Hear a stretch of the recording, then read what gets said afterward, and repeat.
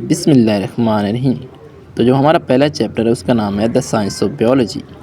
तो जो पहला चैप्टर बेसिकली इसमें ये बताएगा कि बायोलॉजी होती क्या है, इसको हम स्टडी क्यों करते हैं और हम डेली लाइफ के अंदर बायोलॉजी को कहाँ कहाँ इस्तेमाल करते हैं और बायोलॉजी हमें फ्यूचर में किन फील्ड्स में हेल्प कर सकती है।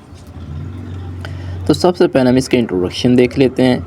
तो इंट्रोडक्शन में सबसे पहले से डिफ़ाइन किया है साइंस को।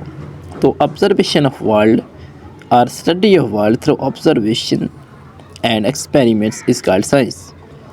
तो जो साइंस की डेफिनेशन है उसमें ये बता रहा है कि जो वर्ल्ड के अंदर कोई भी चीज़ मौजूद है तो हम उसको पहले क्या करते हैं, ऑब्ज़र्व करते हैं, फिर एक्सपेरिमेंट्स के ज़रिए उसको प्रूव करते हैं कि आखिर इस चीज़ का दुनिया के अंदर मकसद क्या है, ये दुनिया के अंदर क्यों आई और ये किस तरह हमारी हेल्प कर सकती है।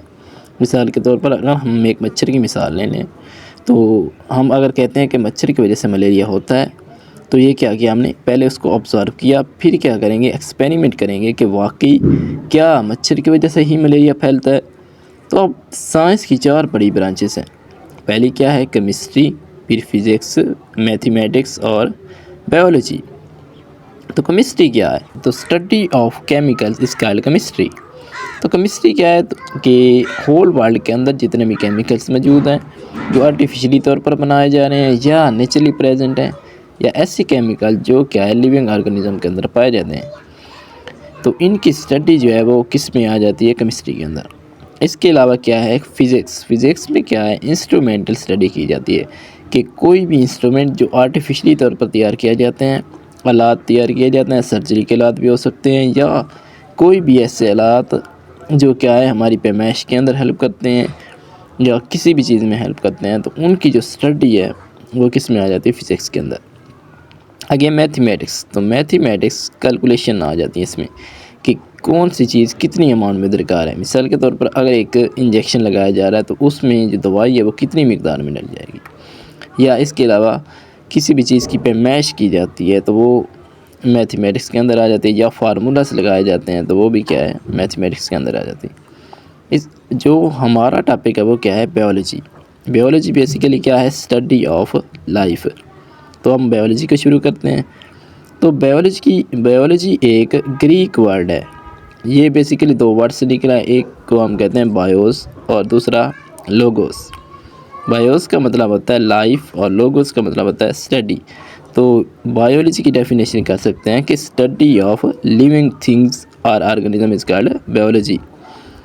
तो बायोलॉजी की स्टडी हमें क्या हेल्प करती है, वो पहला क्या है, हेल्थ, फिर फूड और इन्वायरमेंट।